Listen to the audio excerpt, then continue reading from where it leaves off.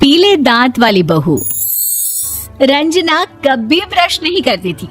उसे कितनी बार उसके माँ बाप ने डांटा, लेकिन उसका कोई असर उस पर होता ही नहीं था, जिस कारण से उसके दांत पीले पीले हो जाते हैं। शादी के बाद अरे बहू, वैसे तो तुझ में कोई कमी नहीं है, पर तेरे दांत इतने पीले कैसे हैं बेटा?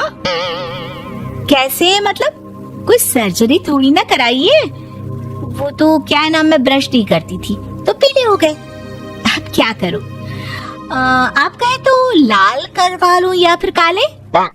यार ये क्या है, क्यों माँ से लड़ रही हो? लड़ रही हूँ? अरे मैं लड़ रही हूँ या ये बोल रही है कि दांत पीले हैं, पीले। अरे तपस्या थोड़ी ना की है इन्हें पीले करने के लिए। बकायदा ब्रश नहीं किया है 20 साल तक, तब जाकर। छी, कैसी बात कर रही हो? ये उस वक्त तो पीले नहीं थे जब हम लोग तुम्हें देखने आए थे।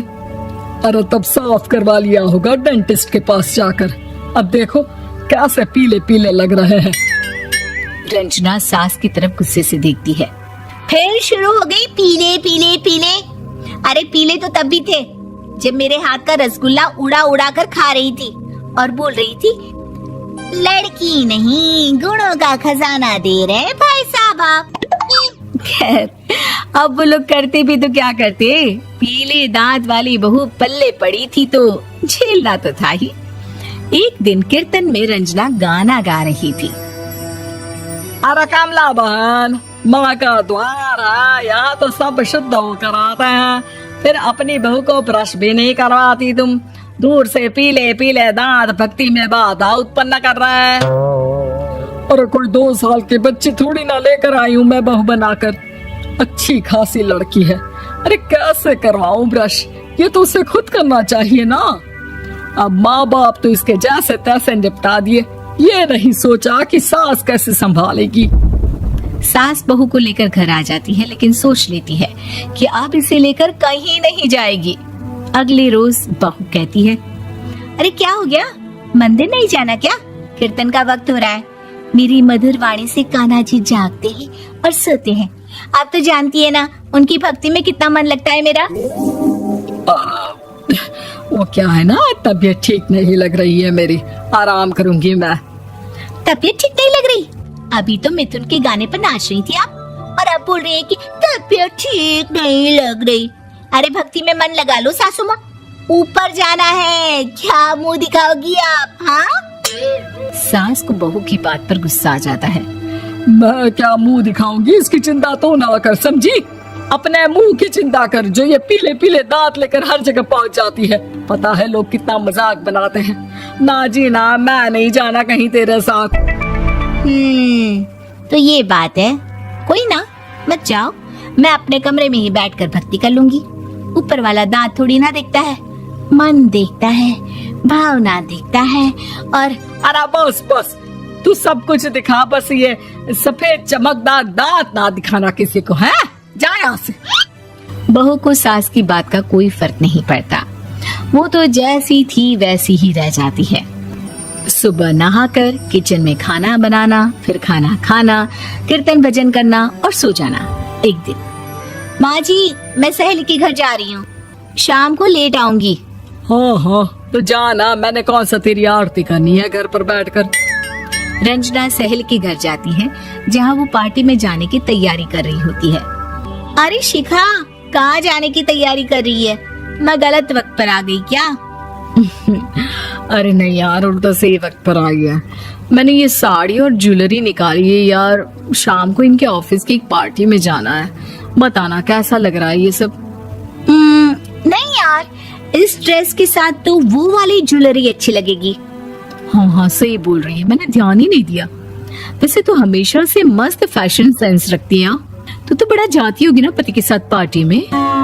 रंजना कुछ नहीं बोलती, बस सोचती है कि यार काश ये बात सही हो जाती, पर मैं क्यों नहीं जाती पार्टी में? क्या इन लोगों की कोई पार्टी होती नहीं होगी? रंजना घर आती है और रात में पति से सवाल करती है, एक बात बताइए, आप मुझे किसी पार्टी में क्यों नहीं ले जाते? क्या आपकी यहाँ ऑफिस में पार्टी नहीं होती? पति बेचारा क्या कहता कि दांत पीले हैं तुम्हारे इसलिए।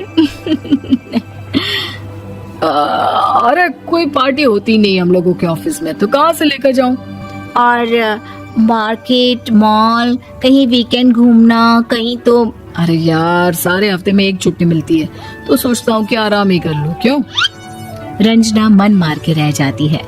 पहले कभी सास के साथ मंदिर जाया करती थी, लेकिन वो भी सास ने ले जाना बंद कर दिया।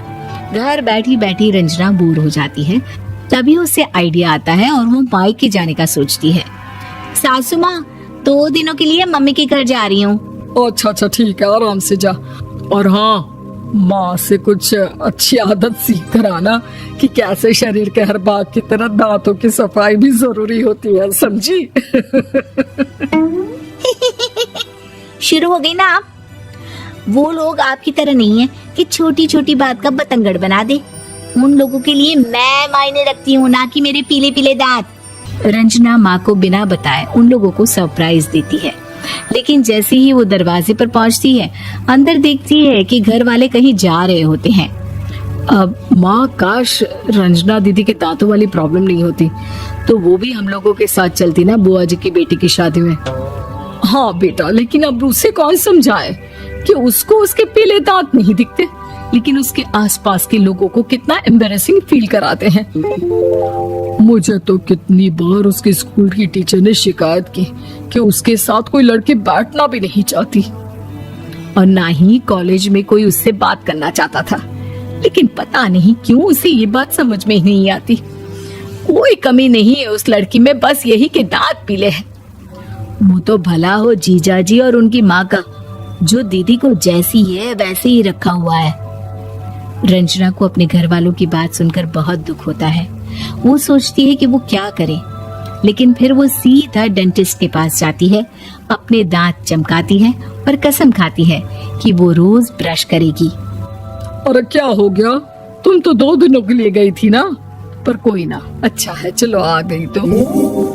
रंजना सास के सामने आकर खड़ी हो जाती है और पूरी स्माइल करती है, उसके चमकदार दांतों को दिखाती हुई। हैं?